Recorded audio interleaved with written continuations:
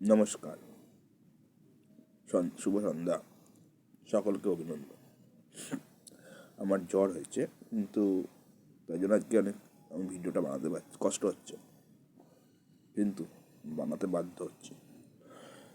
আজকে যে কমিউনিস্টদের ইনসাফ যাত্রা ছিল, বিশেষত ডিওয়াইএফআই এবং সিপিএমের যৌথভাবে, এটাকে ব্রিগেড সমাবেশ হিসেবে আপনারা দেখছেন।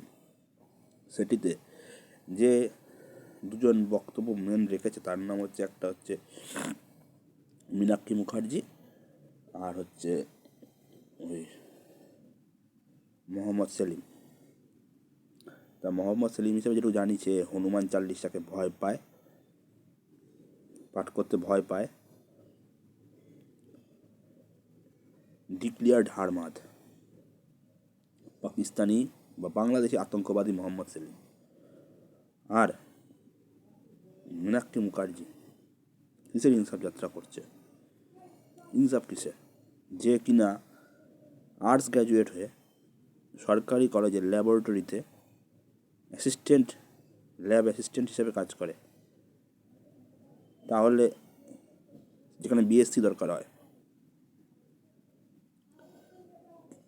সেটা সে 5 বছর ধরে, সে এত বছর ধরে কী করে করছে? কী করে চাকরি পেয়েছে? তার বাবার সিপিএম করার সুবাদে? ঘাপলাবাজ মেয়ে ছেলে, বলতে চাই না, তবুও কি বলবো। তা এ কিসের ইনসাফ করছে? যে নিজে সাফ নয়, সে আবার ইনসাফ করছে কেমন করে? এই তোল্লাই দিয়ে সিপিএম পার্টি দাঁড়াবে না, আরও শেষ হয়ে যাবে। কারণ পুরো ব্ল্যাক মানি আহরণ না করলে এরা চলতে পারবে না। দেশের দ্রোহিতা করার জন্য এরা টাকা নেয় চীনের কাছ থেকে।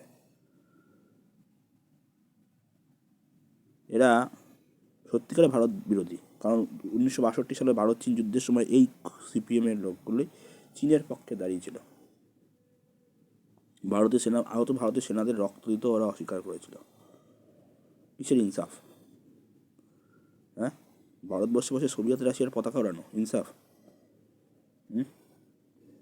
আরে আপনাদের ইলিগাল দল, যেহেতু ইলেকশন কমিশন আপনাদের পারমিশন দিক। একটি স্বাধীন রাষ্ট্রে বসে বিদেশি রাষ্ট্রের পতাকা ওড়াচ্ছেন, মানে আপনি রাশিয়ার দালালি করছেন। ভারতের সংবিধান মানেন না, রাশিয়ার সংবিধান মেনে চলেন। এইভাবে ভারতবর্ষে আপনারা অন্য আসতে হবে, আর না আসাই ভালো।